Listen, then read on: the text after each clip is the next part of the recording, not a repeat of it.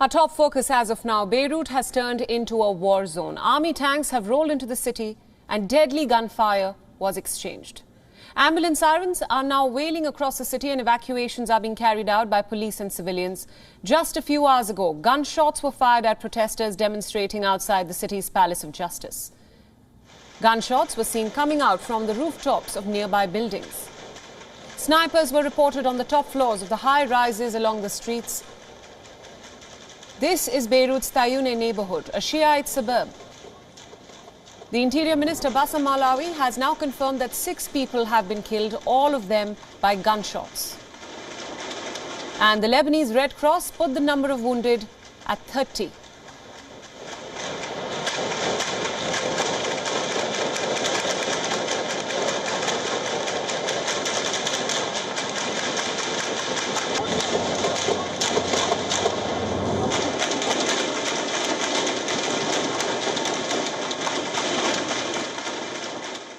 في ضحايا، في المعلومات لحد هلا عنا 6 قتلى،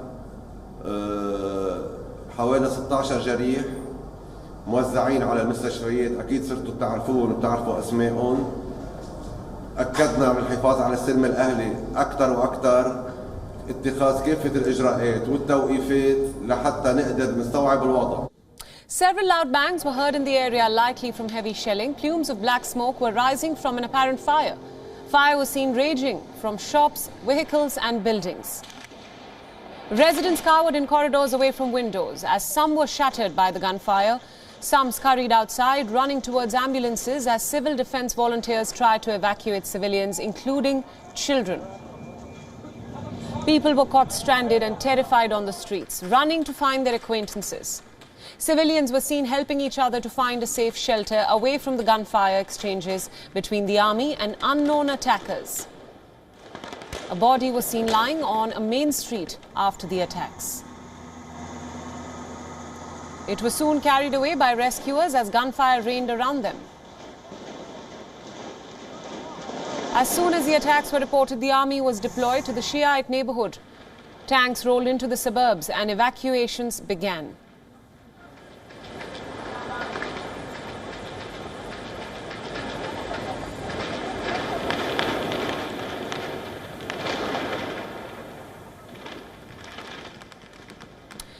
The army started firing at the suspected buildings, which were reported to be the source of gunshots. They warned the residents to steer clear of these buildings and started raiding them one by one.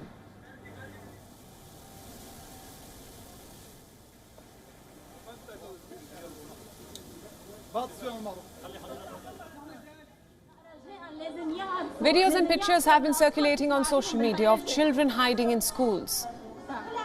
These videos show panic-stricken children in a nearby school ducking under their desks, gathering on the floor outside classrooms and waiting for parents.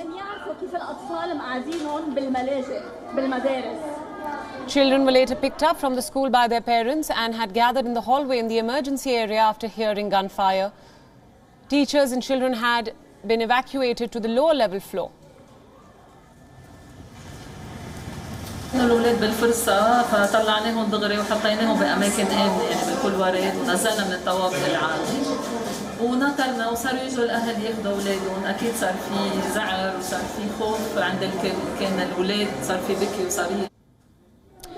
These are all scenes from earlier today. Nearly 200 protesters had gathered outside the Palace of Justice to protest against the lead judge investigating the 2020 port blast. The protests were called on by the Hezbollah group and its allies. These investigations into the 2020 port blast have been stalled several times earlier as well. Our correspondent Gadi Francis now joins us live from the Tayoune neighborhood in Beirut, exactly where the incident took place. Gadi, you of course have been bringing us all the live updates from Beirut today. What is the situation on ground as of now? Do we know anything about the identity of the shooters? Actually, the Lebanese army is on the ground. I can see them, and you can see them behind me.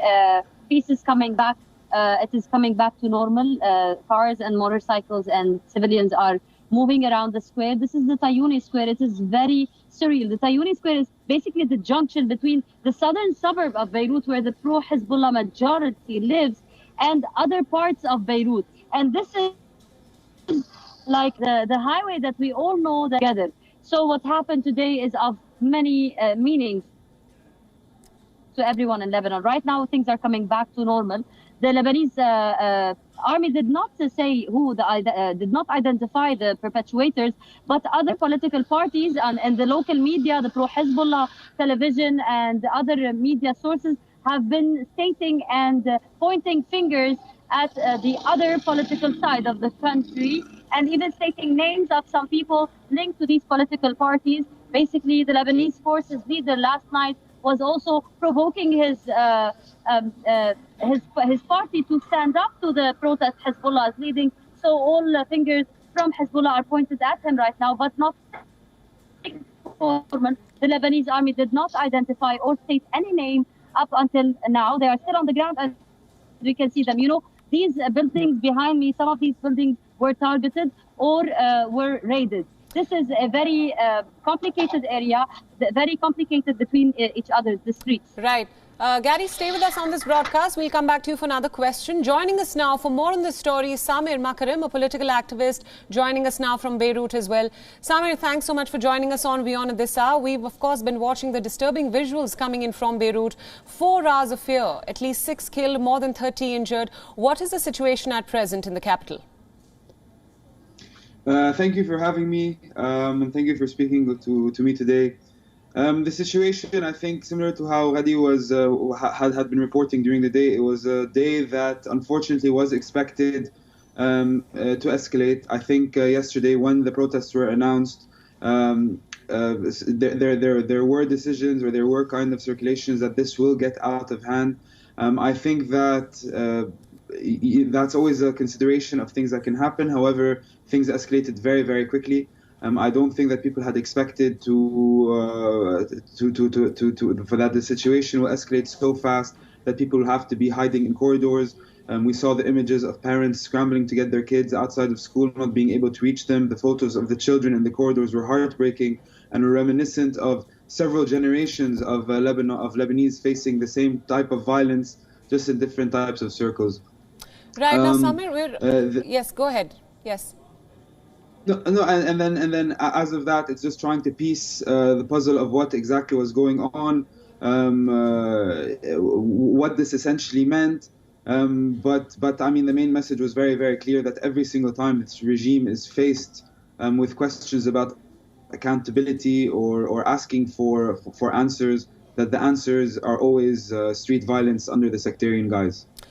Right. Now, Samir, we understand that a rally organized by Hezbollah to remove the judge in the probe into last year's port blast turned violent. Tell us about what led to this. Do we know anything about the shooters yet, the identity of the shooters? No, nothing except unconfirmed reports. I think similar to what was being said earlier, that there now are discussions about the Lebanese forces and their involvement as well. However, the lead up is extremely important. The judge Justice Tariq Bitar, who was the lead investigator in terms of the investigation of the August 4 port, has actually gone further than any other judge before in terms of indicting several ministers and several former ministers and several members of parliament. Those ministers most notably belong to the Amal party, Hezbollah's Shia allies as well, who are headed by the Speaker of Parliament, Nabih Berri. And in the last week or so, we had seen an escalation of intimidation against the judge, several attempts to remove him, several attempts to stop the investigation on the premises of a lack of jurisdiction, or as Hezbollah have been accusing that this is a politicized investigation, an investigation done simply to pinpoint on people who are not actually responsible.